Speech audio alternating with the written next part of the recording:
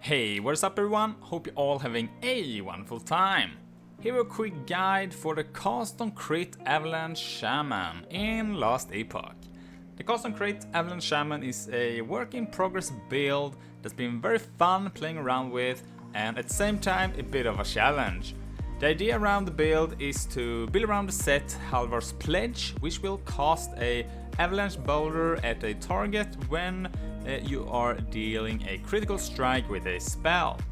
And at the current moment of 0.9, set pieces in Last Epoch is not very useful, with a couple of exceptions. But either way, it's been fun, the build works out, even though the damage is a bit low currently.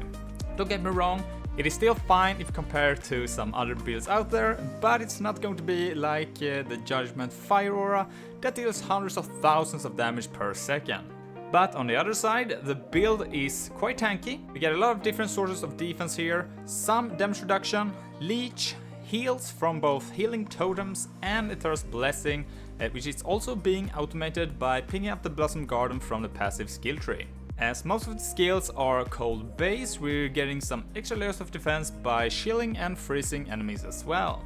To help out with getting our crit up, we're using the Spriggan Companion here, and we gain up to 8% to the base crit from this to help out, so we pretty much always deal critical strikes. We also get 72% critical strike avoidance from the companion as well, meaning that we only need one extra source on our gear to get ourselves to cap. We choose to use the Spriggan Form as well for this build, and by being transformed we get some great perks from both skill and also from the passive tree. We're using Spirit Thorns as our main ability, which is one of the new abilities we get from being in the Spriggan Form, which will shoot out a burst of thorns towards enemies, and this will then also proc Avalanche once we deal a critical strike. The Healing Totem is another ability we get from being in the form that will help out more than just keeping us stay alive. The Totem will also shoot up thorns, which will benefit us from the Thorn Totem skill tree. This will make us have up to 6 Healing Totem at the same time, also helping out dealing armor shred stacks on the enemies. It's a promising build, but as I mentioned, it do lack some damage I feel, and once you get 2 empowered monoliths and also set items is not really in a good state as of now, but hopefully that might change in the future. Still got a great base here of a build, and it actually works really great for leveling up going through the normal monoliths. Some pros here: it got a fun playstyle with a lot of skill interactions, it's quite a tanky build as well, pretty good clear also. For the cons, it's a mid-level set that we are building around here, around level 45, and the most bad thing here is that one of the pieces is a two-handed weapon, and this will determine most of our damage for any spellcaster. And another one would be the lack of single targets.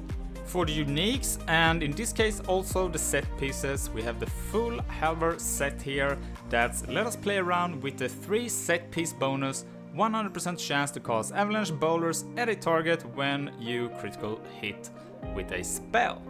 Quick note here is that it do have a hidden 1 second cooldown, and it would probably be quite broken without it. For the 2 set piece bonus, we also get 25 spell cold damage here as well. Let's go with the items here real quick. Starting with the weapon, we get some spell physical damage with added base critical strike chance, which is really nice. We got some attunement here, mana and mana efficiency, and as I mentioned before, it's quite sad that the set is using a weapon as a set piece, as the build would probably be a lot stronger if it had just a better base weapon. The boosts doesn't do that much for us. We get some freeze multiplier here, mana efficiency, and a chance to gain haste when we kill a enemy with a spell. The increased physical spell damage modifier doesn't really help out with this version of the build, as all of our skills are cold base. For the relic, same here, sadly we don't get the cold damage as we don't have any physical spells to use anymore.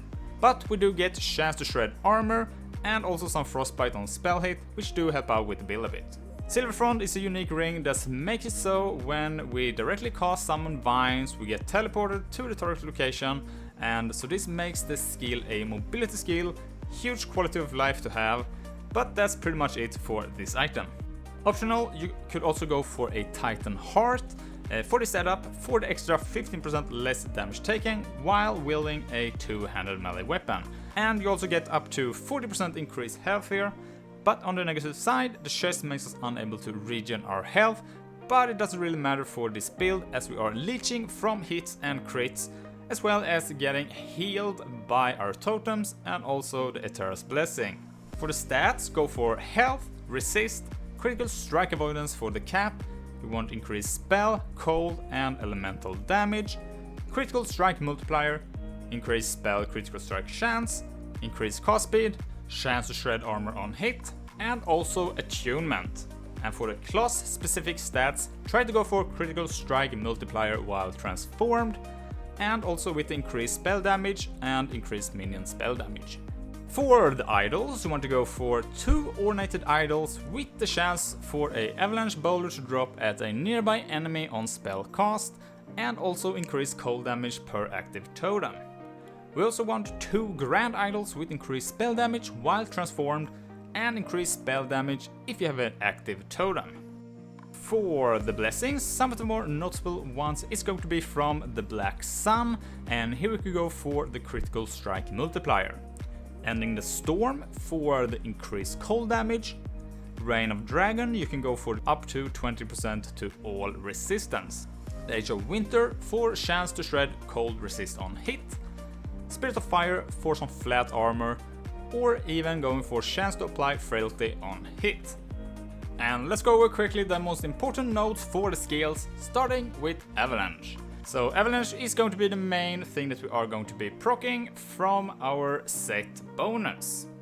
Alpine Guide will make it so when we do a crit with the boulder, so not only do we get one from the set piece, but we could get another one after that boulder also make a critical strike. We're going for Frost here to change the boulder to a cold damage type instead. Shattered Shot makes it so we deal more hit damage against frozen enemies. Explosive Impact makes it so the boulders will deal damage in a larger area. Harsh Winter for just some extra damage multiplier. And Grounding for additional damage multiplier while we have a totem active.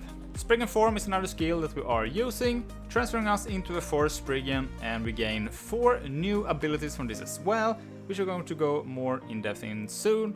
And we also get some increased spell damage here, flat armor and some other great stuff. And one of the abilities that we are gaining here is called Spirit Thorns, and this is going to be the main ability that we are using to proc our avalanche boulders. Ice Branch makes it so we will transform the physical to cold instead. Ancestral Call gives us some rage and also some ward when we directly cast the Spirit Thorns and we hit at least one enemy.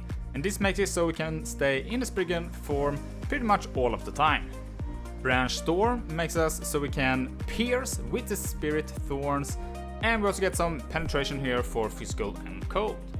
And another ability that we are using for the Spriggan form is going to be the Healing Totems. And Spiked Totems make it so our Healing Totems now also cast a Thorn, and the Thorn Totem skill tree will now also apply to the Healing Totems.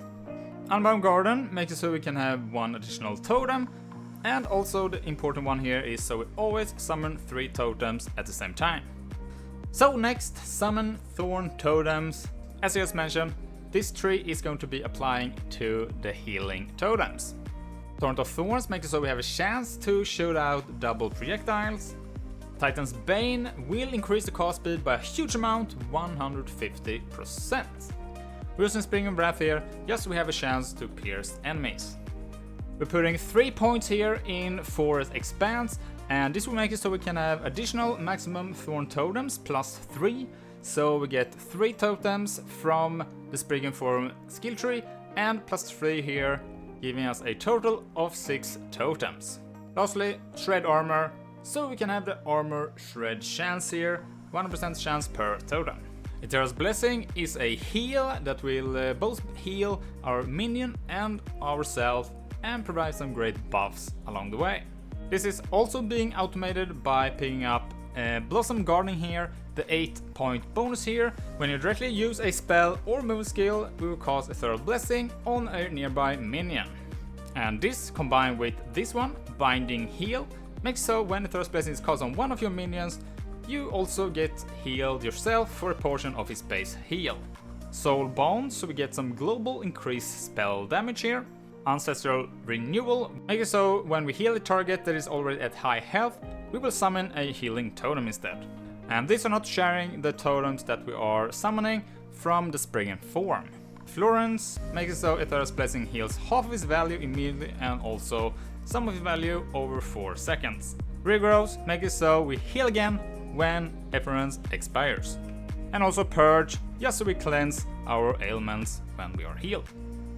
Summon Spriggan is going to be to boost ourselves with some crit, which is really important as we are a cast on crit build here, and some other stuff as well.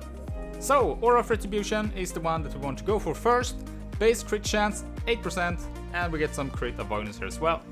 Aura of Kinship, get 15 spell damage, and Aura of Evasion gives us some dodge rating also per attunement. Arbor Vitality will increase the health of the Spriggan, and Warding Bark for some extra armor and physical resistance for our companion. And here a quick preview of the passive skill tree, but for more information about the build, I do recommend you go and check out the last Epoch build planner. Both for the passives and the skills, you can simply use the progression bar at the bottom to easily see when and where to progress in the build. To the left of the build planner, you can also get a basic loot filter of the build that will highlight all you need to get for both leveling and for the endgame. Link for this will be in the description. So what do you think about the cast on crit Avalanche Shaman? Have you tried it out before or tried another version of it? Feel free to tell me in the comments below. Thanks for watching, don't forget to like and subscribe if you found this video helpful. And with that said, I'll see you in the next one. Bye!